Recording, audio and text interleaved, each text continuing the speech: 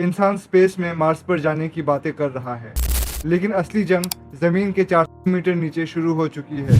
और ये जंग किसी स्पेस रॉकेट के लिए नहीं, बल्कि एक ऐसी चीज के लिए है जो आपके फोन में अभी मौजूद है।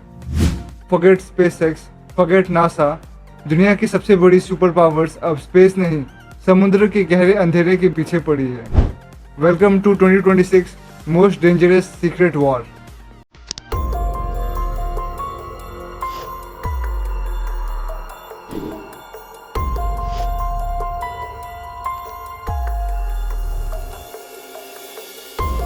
सुनो, इंसान चांद और मार्स पर कब्जे की बात कर रहे हैं, लेकिन रियल वॉर तो हमारे अपने प्लेनेट पर ओशियन आई की 4000 मीटर्स नीचे शुरू हो चुकी है।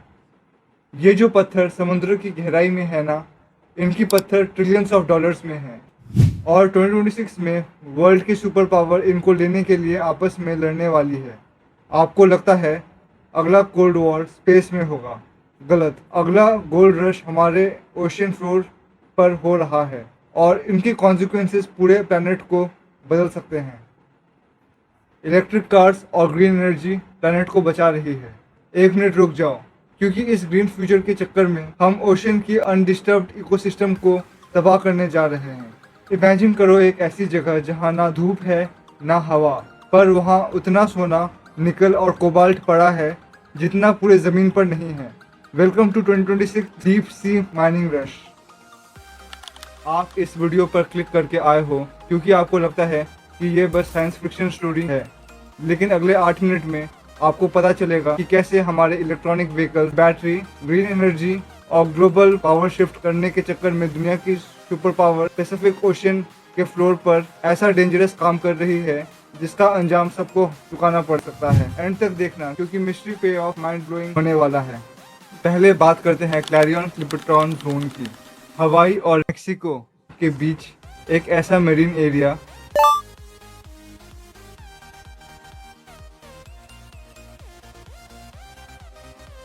जहां सूरज की किरण अभी तक नहीं पहुंची। वहां के फ्लोर पर अजीब से पत्थर पड़े होते हैं जिन्होंने साइंटिस्ट और वर्ल्ड लीडर्स की नींद उड़ा रखी है। Polymetallic nodules. ये पत्थर दिखने में एक नॉर्मल आलू जैसे लगते हैं, लेकिन क्या आपको पता है इन एक एक पत्थरों को बनाने में मिलियंस ऑफ ईयर्स लगे हैं। कार्बोहाइड्रेट्स और मिनरल्स सालों तक एक शार्क के दांत या छोटे शेल चारों तरफ डिपॉजिट होते रहे। ये कोई नॉर्मल पत्थर नहीं है, ये basically under water power bank है। इनके अंदर पूरे प्लेनेट की सबसे डेंस कंडेंसेशन में निकल, कोबाल्ट, कॉपर और मैग्नीज भरा पड़ा है। और गेस क्या, हमें अपने इलेक्ट्रिक व्हीकल, स्मार्टफोन और ग्रीन ग्रिड के लिए बिल्कुल यही मेटल चाहिए। पर अब सवाल आता है, अगर ये पत्थर अंडर वाटर है तो लोग इनके पीछे इतने पागल क्यों हैं? जमीन पर जो माइनिंग होती है ना, उसमें फॉरेस्ट कटते हैं, टॉक्सिक वेस्ट निकलती है और लैंड बेस्ड रिजर्व्स खत्म हो रहे हैं। लेकिन ओशियन के बॉटम पर ये पत्थर खुले में पड़े हुए हैं। बस जाओ, वैक्यूम क्लीनर की तरह उठाओ और ले आओ। लेकिन डीप सी माइनिंग उतना भी सिंपल नहीं है जितना लगता है। इमेजिन करो आप आईफिल टावर के टॉप में खड़े हो और वहां से नीचे रोड पर पड़ी हुई एक आलू की बोरी 4 किलोमीटर लंबे पाइपलाइन के जरिए सक्शन पंप के थ्रू ऊपर खींचने की कोशिश कर रहे हो। डेप्थ का प्रेशर इतना ज्यादा है कि हैवी स्टील टैंक्स मिनट्स में क्रश हो जाती हैं। मैं 15 मिनट तक अपनी सांस रोक सकता हूँ। मौत को छू के टक से वापस आ सकता हूँ। Hidden deep within the Pacific Ocean lies the Clarion-Clipperton Zone. Millions of polymetallic nodules rich in nickel and cobalt sit on the seafloor. They are the ultimate target for deep-sea mining. जमीन पर आसानी से मिलने वाले और विवाद मुक्त संसाधन खत्म होते जा रहे हैं। इससे एक बड़ी समस्या। And here is the twist. 2026 is the official year of slowdown. International seabed authority ISA rules finalise कर रही है और मेटल्स कंपनी जैसे प्राइवेट फर्म्स, ग्लोबल पावर्स 2026 के commercial extraction pump ramp up करने के लिए बिल्कुल रेडी हैं। लेकिन पर्दे के पीछे एक डेंजरस जियोपॉलिटिकल स्टैंड ऑफ चल रहा है। USA, चाइना और रशिया सभी ओशन के उन कॉन्ट्रैक्ट्स में स्ट्रैटेजिक क्रिटिकल मिनरल सप्लाईज का डोमिनेंस चाहते हैं।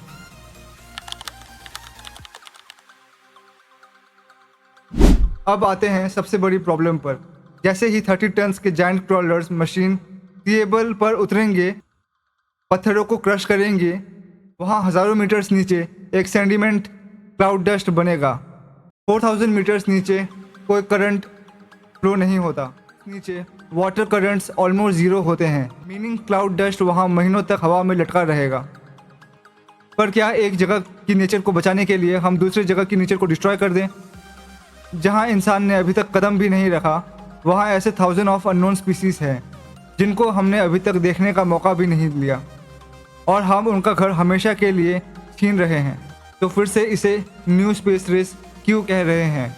क्योंकि 1960 में स्पेस रेस सिर्फ मून तक पहुंचने की बात हो रही थी।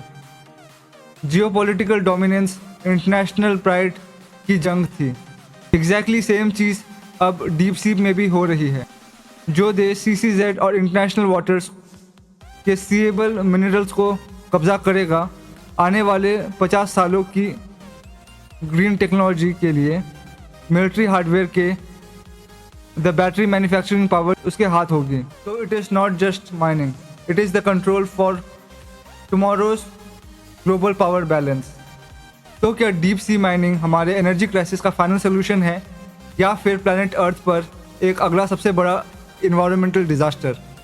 नीचे कमेंट्स में ज़रूर बताओ। और क्या हमें सी फ्लोर को टच करना चाहिए या नहीं? और अगर आपको जियोपॉलिटिक्स और फ्यूचर टेक के मिस्ट्री का ब्रेकडाउन पसंद आया तो सब्सक्राइब बटन पर थप्पड़ मारो। मिलते हैं अगले वीडियो में।